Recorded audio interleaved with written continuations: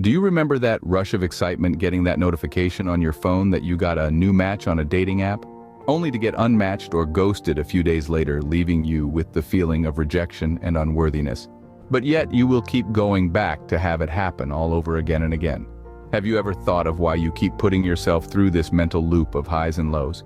Is it you or is it something bigger? This may come as a surprise, but the dating companies have hijacked your dating life. Online dating, once a fringe activity, has now become so mainstream that it's influencing the very institution of dating itself. From the early days of dial-up connections and awkward chat rooms to the swipe-right culture of today, the digital landscape has transformed the way we seek and form romantic relationships. With an array of dating apps at our fingertips, love is now just a click or a swipe away. But as we'll see, this convenience comes with its own set of consequences. Online dating has etched itself into the fabric of modern society, reshaping our understanding of love, companionship, and commitment. It has moved from being a curious novelty to an accepted part of our everyday lives. The history of online dating is as intriguing as its present. It all began in the 60s, with the first computerized dating service, Operation Match. Fast forward to the late 90s, and a website called Match.com changed the game. It introduced a more streamlined approach to online dating, offering a platform where people could craft profiles and search for others based on shared interests. Up to this point in time, online dating was seen as a desperate last resort, a place for those who couldn't find love in the real world. But as the internet became more widely used, so too did the concept of dating online. This was a turning point, as it made online dating a more acceptable, mainstream activity. Then came the 2000s, a decade that saw the rise of social networking sites like MySpace and Facebook. These platforms were not explicitly designed for dating, but they inevitably became a place where people connected, flirted, and sometimes even started relationships. The real game changer, however, was the launch of the smartphone in 2007. With this technological advancement, online dating was no longer confined to desktop computers. It could now be done anywhere, anytime, right at your fingertips. In 2012, an app called Tinder burst onto the scene and revolutionized the online dating world again. Instead of lengthy profiles and complex algorithms, Tinder offered a simple, game-like interface. Swipe right if you like someone, left if you don't. It was an instant success, and soon swiping became a standard feature in the world of online dating apps. However, with the success and boom of the dating apps came the decline of quality connections. So how is it that dating apps are getting bigger and more popular while people seem to be getting into less relationships and feeling lonelier than ever before? It's simple. The goal of these dating apps is not to help people find connections, but to keep them swiping. Let's delve into the business model of dating apps. At first glance, it may seem like a realm dominated by hearts and roses, but behind the scenes, it's a well-oiled machine, designed to keep you hooked. These apps are engineered to create an environment that keeps you engaged, swiping left or right, in a seemingly endless quest for love or companionship. But what's the secret sauce that keeps millions of users glued to their screens with any results? The answer lies in our brains. Every time you get a match, your brain releases a hit of dopamine, a feel-good chemical that gives you a rush of satisfaction and pleasure. Online dating apps train us to constantly seek this dopamine from receiving matches or messages. They sometimes create fake bot accounts to match with people that haven't received matches in a while.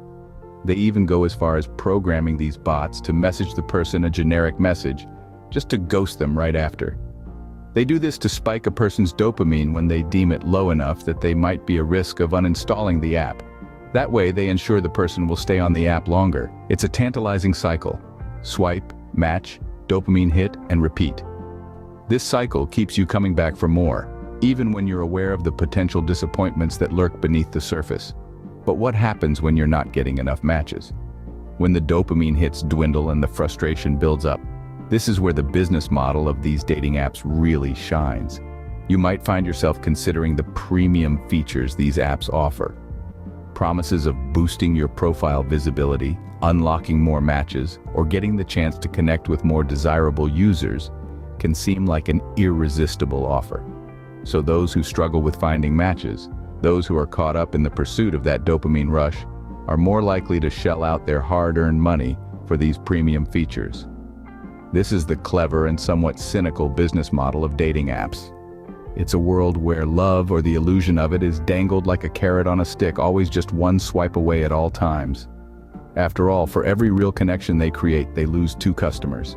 While the digital landscape of love has its perils, the real damage might be happening within us. As we navigate the world of online dating, the impact on our mental health can be profound. The convenience and allure of these platforms often mask a darker reality, that of depression, anxiety, and even addiction. It's all great when matches are abundant, but what happens when the matches stop, or when a promising conversation abruptly ends? The high quickly turns to a low, leading to feelings of rejection and exclusion, which can turn into self-esteem issues and depression. By craving that attention, this will inevitably make you go back to swiping, to repeat the cycle all over again. Another issue is having a constant revolving door of matches. This is affecting our behaviors towards others negatively. The rise of ghosting, the act of suddenly ending a relationship by ceasing all communication without explanation, is another disturbing development. This phenomenon, facilitated by the impersonal nature of digital interactions, reflects a disregard for the feelings and dignity of others. As we scroll and swipe, we might dismiss potential partners in a matter of seconds based on superficial criteria. This quick dismissal culture fosters a lack of empathy and patience. But perhaps the most troubling aspect of online dating is the commodification of human connections. In the vast digital marketplace, people are reduced to profiles, pictures, and a handful of carefully curated interests. Gone are the nuances, the quirks, the shared experiences that form the basis of genuine relationships. The very essence of human connection is lost in the endless scroll. This view of relationships, where people are seen as products rather than individuals, can lead to a devaluation of self and others. It fosters a culture of disposability where potential partners are easily discarded, replaced by the next swipe. This mindset not only dehumanizes our interactions, but also impacts our self-esteem, making us question our worth in the face of constant comparison and competition. The advent of online dating has drastically altered the landscape of relationships. The traditional trajectory of courtship, marriage, and family is being reshaped, sometimes with jarring consequences. Marriage rates, for instance, are on a steady decline.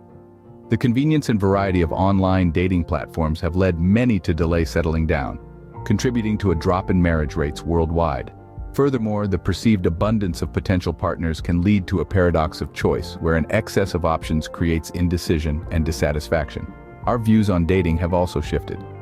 Dating has become a consumerist pursuit, with individuals marketed as products to be picked off a digital shelf. This transactional approach devalues the human connection, reducing people to a collection of photos and a brief bio. Birth rates, too, are being affected. The postponement of marriage and the commodification of dating contribute to a decrease in birth rates. This trend, coupled with the economic and environmental uncertainties of our times, paints a concerning picture for future generations.